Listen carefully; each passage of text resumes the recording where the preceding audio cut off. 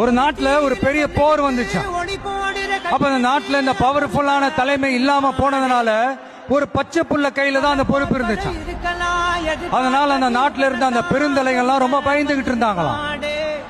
அந்த சின்ன பையன் அந்த நாட்டோட படையை நடத்துற பொறுப்பை ஏத்துக்கிட்டு போர்க்களம் போலாம்னு சொன்னானா. அப்ப அந்த பெருந்தலைகள்லாம், எப்பா நீயே சின்ன பையன், இது பெரிய போர்க்களம்பா, அங்க பவர்ஃபுல்லான நிறைய எதிரிகள்லாம் இருப்பாங்கப்பா, களத்துல அவங்களை சந்திக்கிறதெல்லாம் சாதாரணமான விஷயம் இல்லப்பா, சொன்னா கேளுப்பா, இது விளையாட்டு இல்ல, நீ பாட்டுக்கு குடுகுடுன்னு ஓடி விளையாடிட்டு திரும்ப குடுகுடுன்னு வீட்டுக்கு ஓடி வர்றதுக்கு, போர்னா படையை நடத்தணும், அதை விட முக்கியம் அத்தனை எதிரிகளையும் சமாளிச்சு போர்ல தாக்கு பிடிக்கணும், அதுக்கு மேல முக்கியம் அந்த போர்ல ஜெயிக்கணும், உனக்கு யாரோ கூட்டோ துணையோ இல்லாம நீ எப்படிப்பா அந்த போரை நடத்துவ, எப்படி ஜெயிப்ப அப்படின்னு எல்லா பெருந்தலைகளையும் கேட்டப்போ